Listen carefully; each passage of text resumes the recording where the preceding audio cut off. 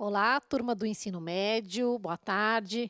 Teremos uma aula para a segunda série do ensino médio, aula de arte, poéticas pessoais ou processos colaborativos. Eu sou a Fernanda Borges, professora de arte, vou mediar a aula da professora Márcia Janine. Boa tarde, professora Márcia. Boa aula a todos nós. Boa tarde, professora Fernanda. Boa tarde, alunos. Esta é uma aula, né, como a professora Fernanda Borges já falou, é uma aula para a segunda série do ensino médio.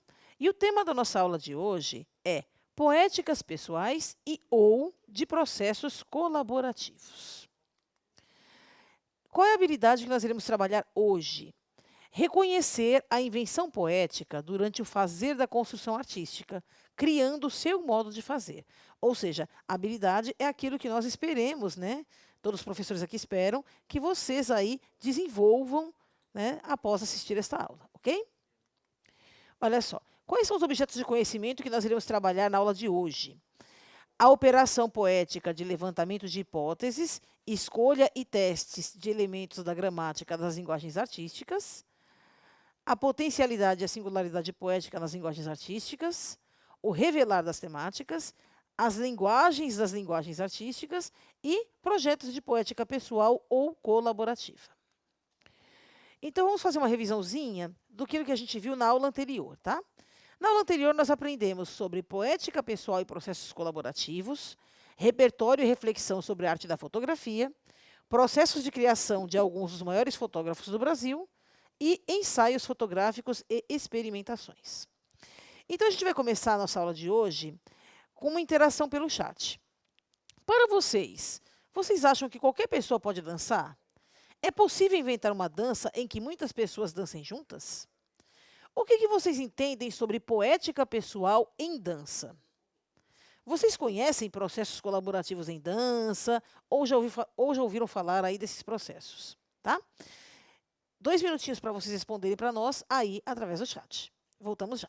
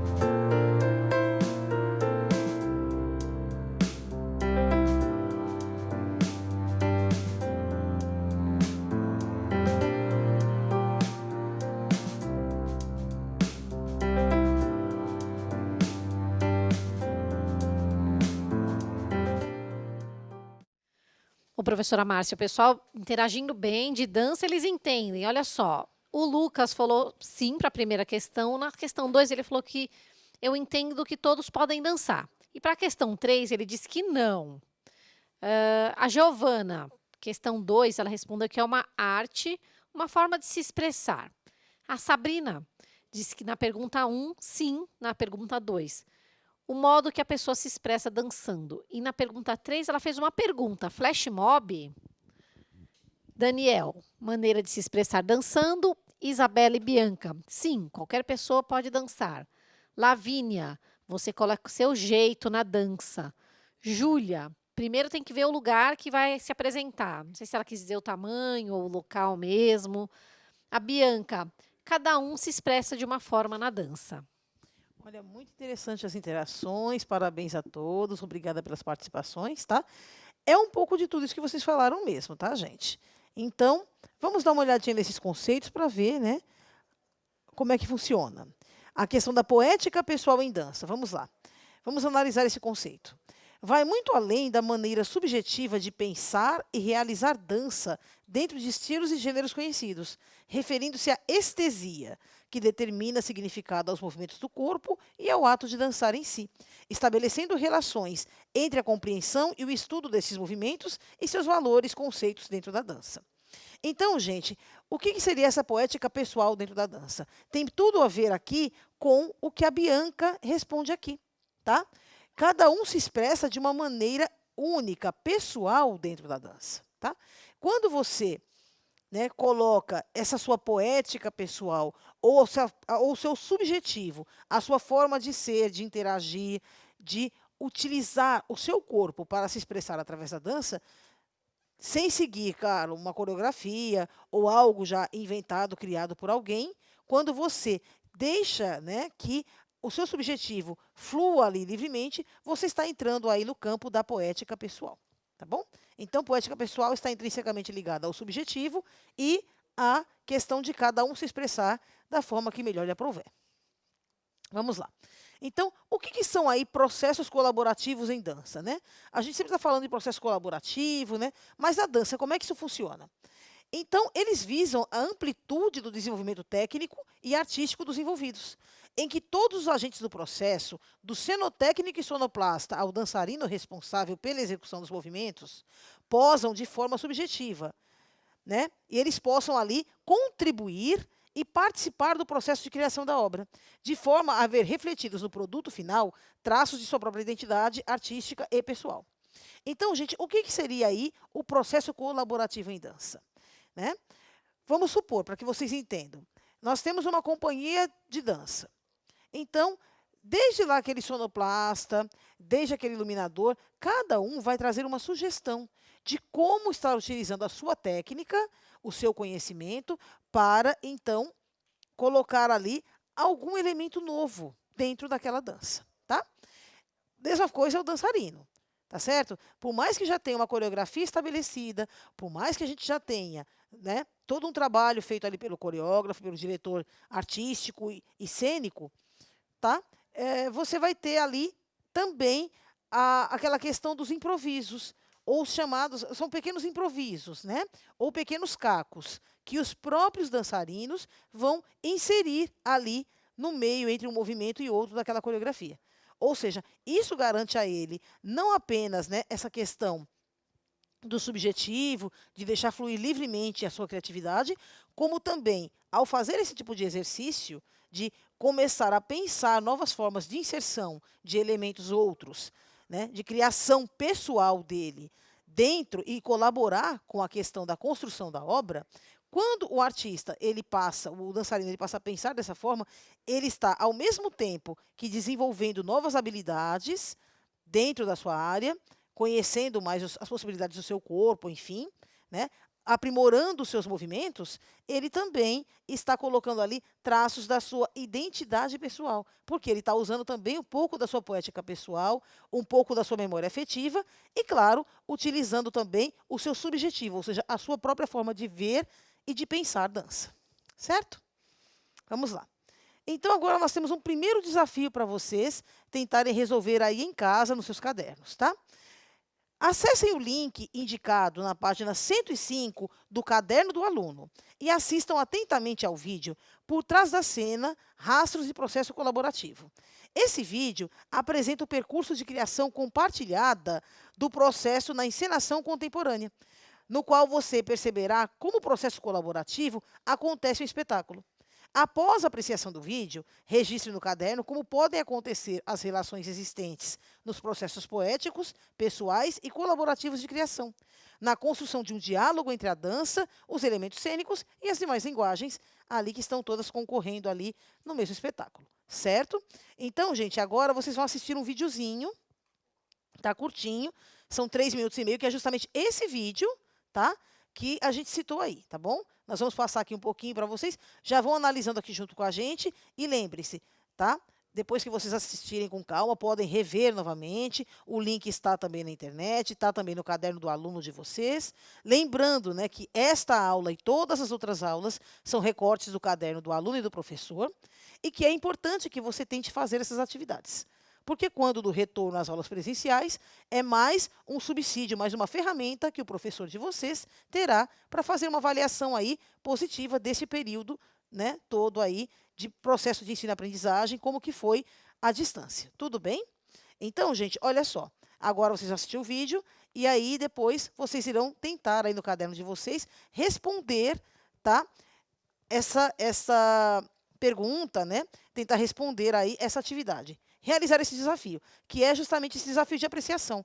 Depois de você assistir o vídeo, você vai, então, analisar, né, e falar para a gente como que você viu, como que você percebeu essa ocorrência do processo colaborativo dentro da dança. Como que funciona o processo colaborativo, tá certo? Vamos lá. Pode soltar o vídeo.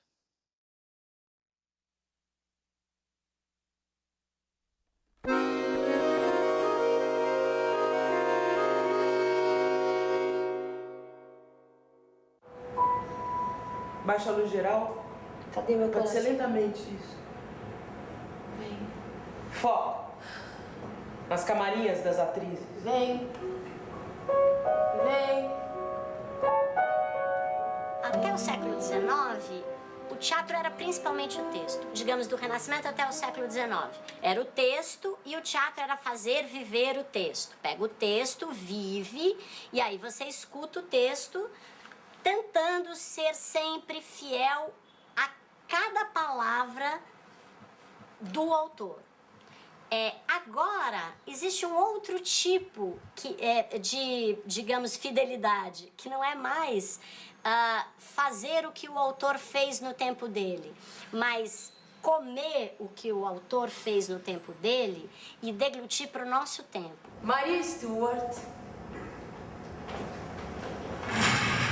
foi presa numa torre pela prima. Uma obra que se reelabora não mais a partir do texto, mas a partir do corpo, da luz, do espaço. Daí que o processo colaborativo é um processo de escrita coletiva. Elizabeth. Todos os atores, cenógrafo, figurinista, iluminador, todos têm uma autoria efetiva na reelaboração artística daquela obra.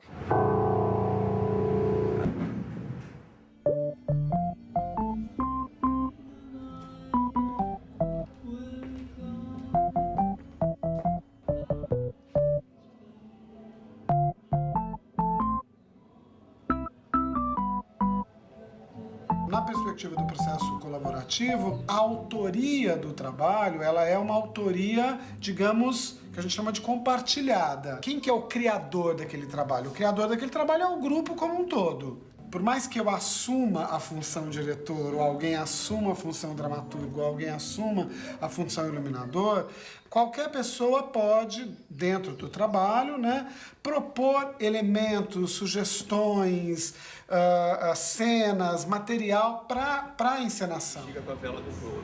Todo mundo opta o tempo inteiro. Todo mundo opta, mas cada criador, ele é completamente responsável pela sua função. Então, a última palavra na direção é minha. É claro que a última palavra tem que ser do diretor, gente. Se não tiver alguém que dá a última palavra, isso é uma bagunça, é uma baderna. Mas, no processo colaborativo, todos os criadores trocam muito, propõem muito, colaboram muito, e o ator pode colaborar com uma cena tanto na direção, quanto na iluminação, quanto na sonoplastia, figurino, etc. Eu posso trazer uma cena, bolar uma luz para minha cena, com um personagem X, eu dirijo o outro ator que vai fazer a cena comigo, apresento tudo isso, e assim o processo vai indo. Eu tô aqui fazendo contas e a Lu tá digitando, e você esperando. Quando você se cansar de esperar, você vai começar aquela coisa de...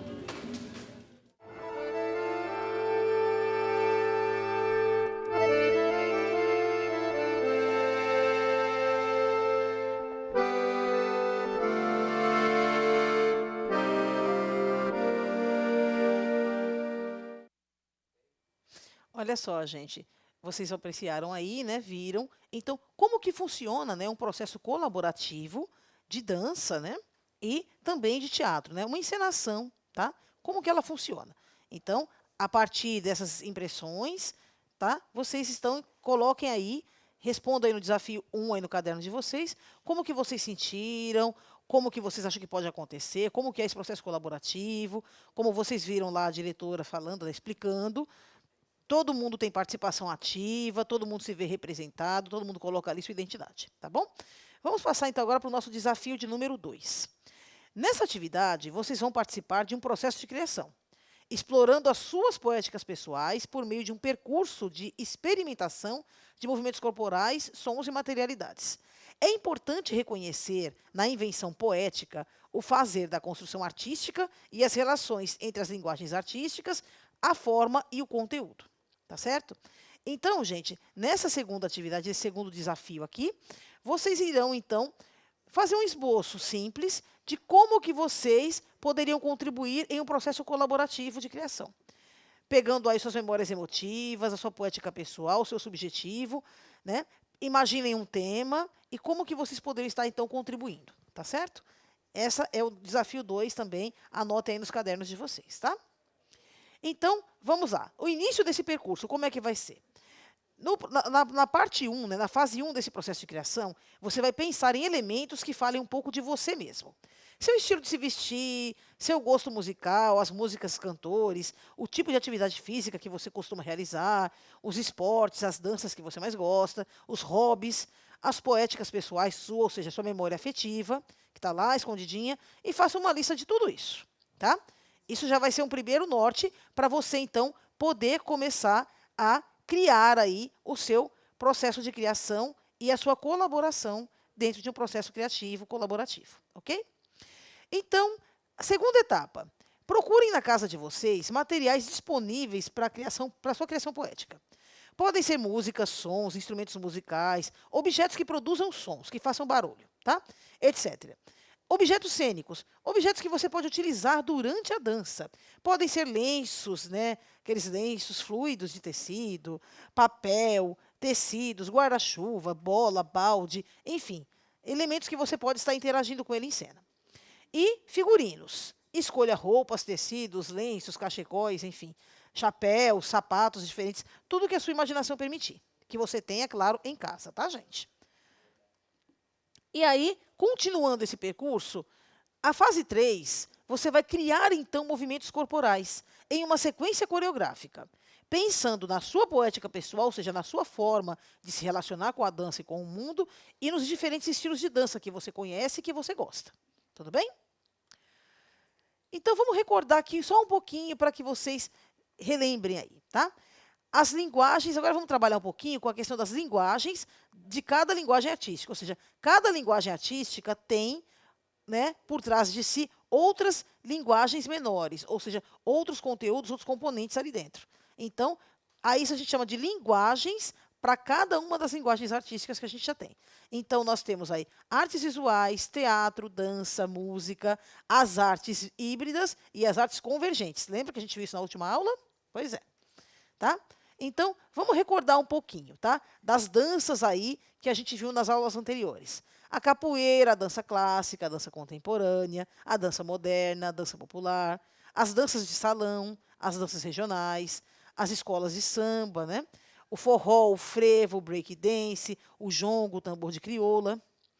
E aí, gente, né? Vocês, então, voltando lá ao seu processo de criação, né, que você continuou lá, naquele percurso que você está fazendo, você, então, pensando em todas essas linguagens artísticas, essas danças que você já conhece, que você já pratica e conhece alguns passos, vocês vão registrar esses movimentos em um esquema coreográfico não convencional, tá? Lembra, esquema convencional é a labanotação, né? E outros modelos também, né? Hoje em dia não temos só a labanotação, tá, gente? Apesar da labanotação ser o esquema coreográfico, né, de registro de coreografia mais conhecido e mais utilizado, nós temos ainda muitos outros que surgiram depois, tá? Só que vocês vão criar o próprio registro coreográfico de vocês, o esquema de vocês. Vão desenhar, vão colocar símbolos para representar braço, perna, cabeça, movimento lateral, movimento na diagonal, enfim. Vocês vão criar os seus próprios símbolos. Mas de uma forma, né, que todo mundo que lê aquele papel consiga ler. Então, lembre-se de colocar a legenda embaixo, indicando o que significa cada símbolo que você criar aí no seu esquema coreográfico, tá bom? Olha só. Olha só, gente, olha aqui, alguns modelos aí, ó, temos 12 imagens aqui de modelos aí de registros coreográficos não convencionais. Aí a pessoa preferiu desenhar os gestos, né?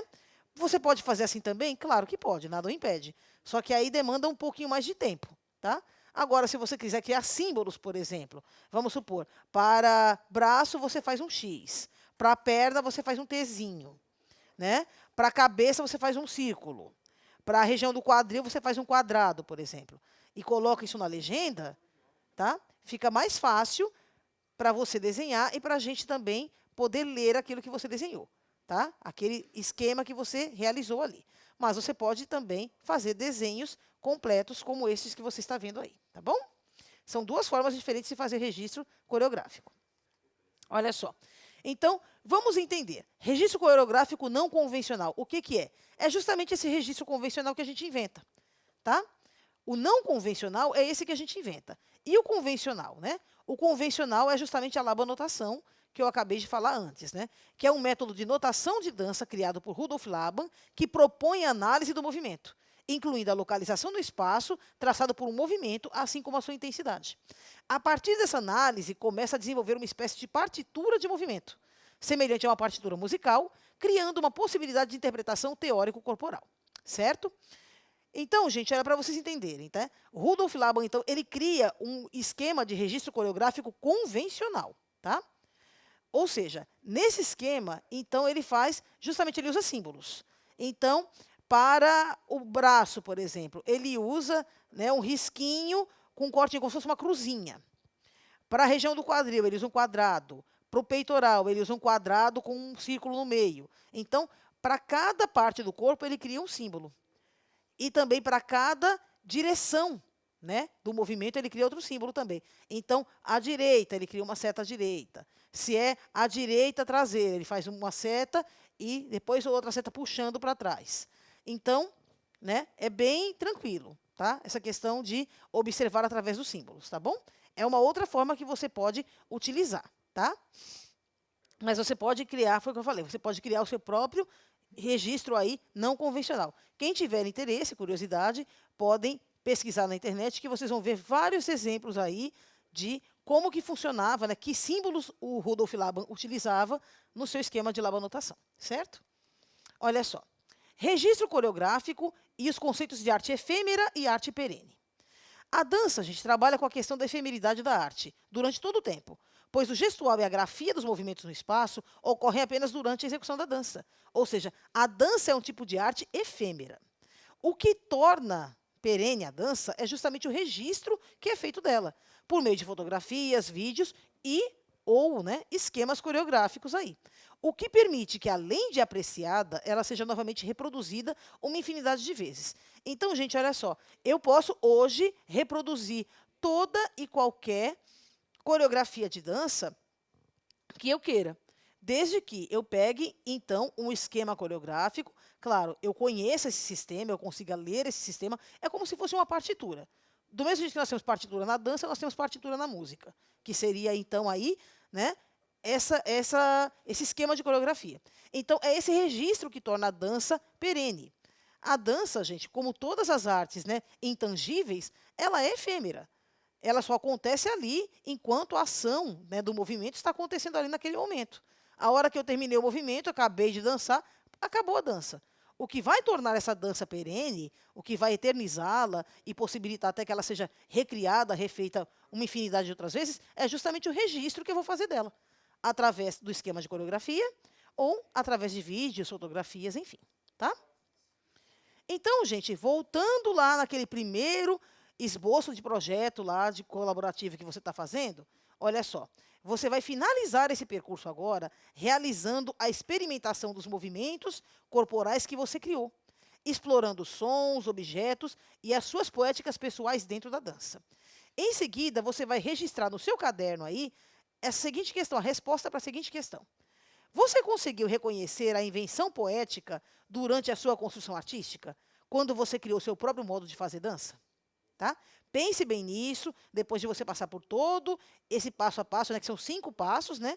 Esse é o 5º passo, ou seja, o passo final, que é onde você faz o feedback, ou seja, depois que você realizou toda a ação, você vai, então, perceber o seu corpo, como o seu corpo reagiu. Será que você conseguiu transmitir a sua poética pessoal, aquilo que você inicialmente gostaria de transmitir? Ou você teve que fazer modificações, adaptações em relação ao tempo, ao espaço, tá? Em relação aos figurinos e elementos cênicos que você escolheu, enfim, tá? Coloca aí tudo isso para a gente no seu caderno, tá bom? Olha só. Agora eu vou chamar mais uma interação pelo chat. Vocês já participaram da elaboração de algum projeto de intervenção artística em dança antes desse treino que a gente está fazendo aqui, na nossa aula? Contem um pouco das experiências aqui no nosso chat. Agora nós temos 2 minutinhos para vocês contarem sobre essa experiência. Até já.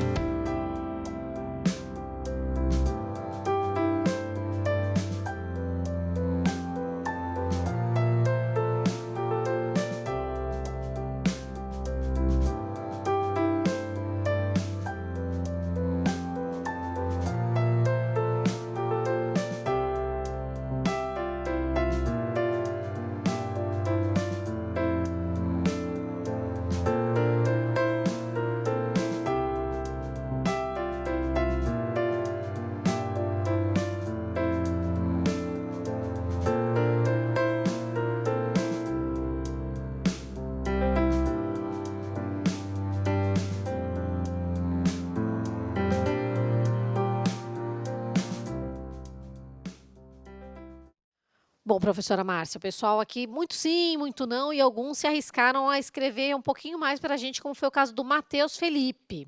Matheus Felipe falou que nunca fez, mas ele queria muito tentar.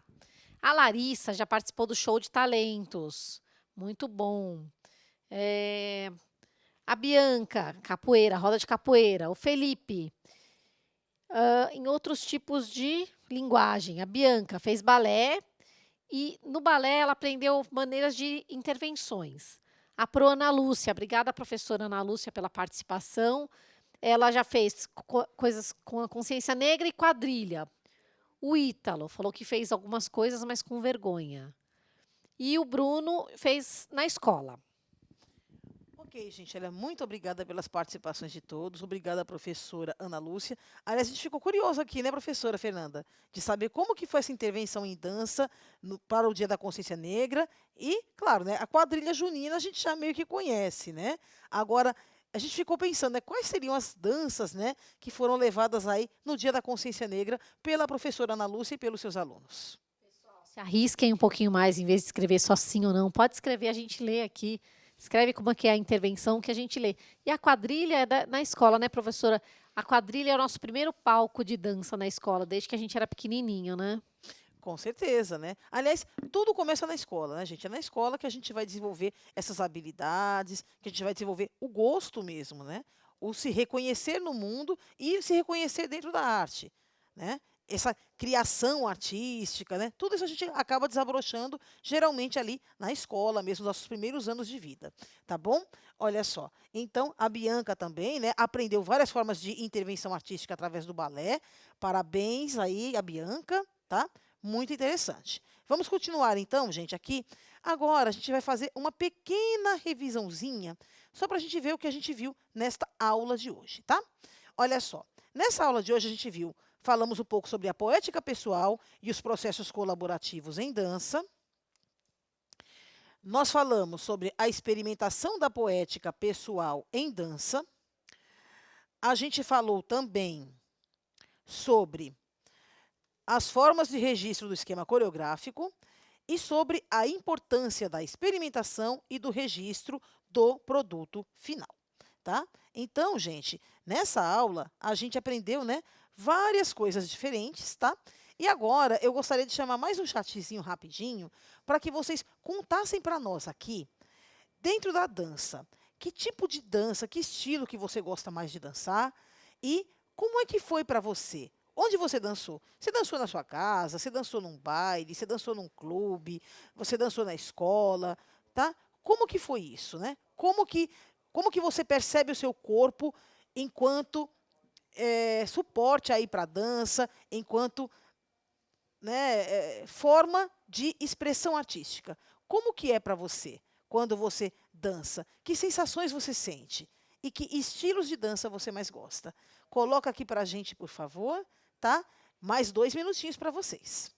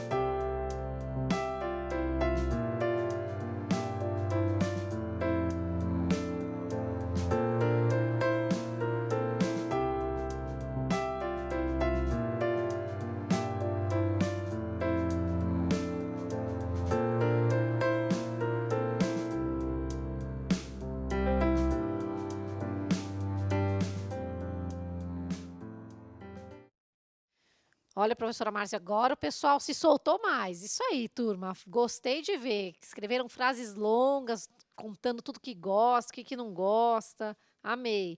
Bom, vamos lá. Tem tanta interação aqui, fiquei tão feliz. Vamos começar com o que a gente viu aqui de mais diferente. Por exemplo, o Robert falou que dança trap. Faz tempo que a gente não vê alguém falando isso, né, Pro? É o trap, né, que né, gerou assim uma certa, né, comoção aqui em todo mundo. O que que é trap e tal, né? Que é justamente, né, é um estilo de rap mais pesado. É um rap com muitos elementos da música eletrônica. É um estilo bem moderno, bem atual. E dançar, a pessoa tem que ter ali muita agilidade, viu, professora Fernanda? Legal. Tem que ter um corpo assim muito bem condicionado, né, uma elasticidade muito grande, porque ele exige um esforço físico bem maior. Ó, a Pro Michele, ela falou que dança Lindy Hop e Balboa. São danças vintages. Pessoal que não conhece, procura, que é muito diferente, é muito bacana. É maravilhosa, são maravilhosas essas danças, professora, fazem parte aí do universo do rockabilly, né? Da década de 20, 40, né, 30. Essas danças vintage, gente, são maravilhosas, né? Desde que você goste, né, goste do estilo, é maravilhoso, né? Você volta ao passado através da dança, né? Você conhece um pouco de como as pessoas se comportavam no passado, como elas pensavam, como elas interagiam com o mundo através da dança, tá? É A bem interessante. Kiara falou que dança maculelê. Também é difícil aparecer o maculelê, né, professora? E a gente É. acha muito legal. E o maculelê é bem difícil mesmo, né? Ainda mais com aqueles bastões, né? Se errar um bastão daquele, né? É Bacana, vamos bem lá. difícil, tá bom? Mas é muito legal, né? Bem acrobática a dança. O Cedra falou que dança zumba. Zumba tá bem na moda, né, professora? A zumba, na verdade, ela é uma fusão, né, de ritmos latinos, tá? E com um pouquinho aí de elementos eletrônicos, né? É muito dançante, né? Muito agitado. E é uma dança que as academias de ginástica ultimamente, né, nos últimos anos aí, têm se apropriado bastante aí dos conhecimentos da zumba, até para auxiliar aí, né, as pessoas a terem uma vida mais saudável, né? A procurar uma interação maior aí do seu próprio corpo, né? Condicionar o corpo, trabalhar o corpo, né? Ó, o Edu, eu danço samba rock, sertanejo e forró. Olha, Muito Eduardo, o bom. samba rock também, né, exige aí uma grande agilidade e habilidade na dança, né? Samba rock é bem interessante também. Guilherme, dança sertanejo. Muito bem, né, Guilherme? Tá ótimo. Professora Maria Auxiliadora, obrigada, professora, pela participação.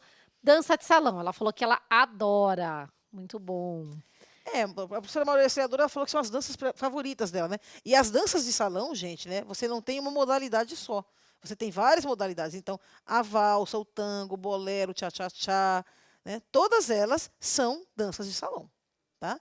Então, assim, geralmente quem entra numa academia para aprender dança de salão aprende todas essas danças. Ou seja, né? Você consegue aí trazer aí como eu posso dizer? Você acaba trazendo uma musicalidade até de outras regiões, né, latinas, enfim, para a sua corporeidade. Então, esse entrelace da música com a dança é muito gostoso, é muito envolvente, tá? E a dança é isso, né? É expressão, é expressar os nossos sentimentos ali e contar uma história através do nosso corpo, tá bom? Foi o que o Gabriel Pérez escreveu aqui. Cada um gosta de um estilo de dança. É isso aí, cada um gosta do seu estilo.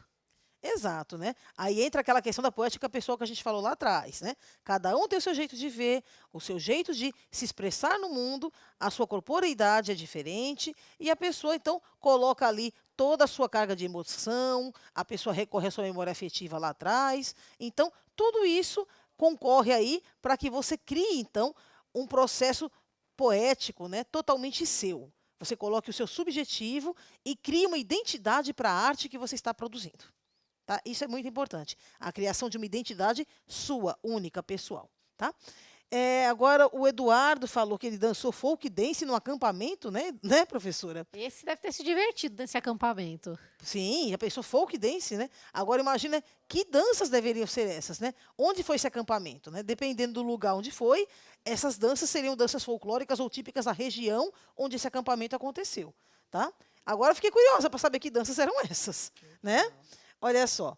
Então, a Milena também, né, fez dança contemporânea na escola. Parabéns aí à professora da Milena, a Milena, tá? E, gente, olha só. Muito obrigada pelas interações todas de vocês. Espero que vocês tenham gostado da nossa aula de hoje. Nós ficamos por aqui. Agradeço a participação de todos vocês e a participação da professora Fernanda, que gentilmente aceitou o nosso convite hoje para estar aqui conosco. Obrigada, professora Márcia. Obrigada, turma, pela interação no chat. Me diverti bastante. Adorei as respostas. Muito obrigada a todos. Até a nossa próxima aula.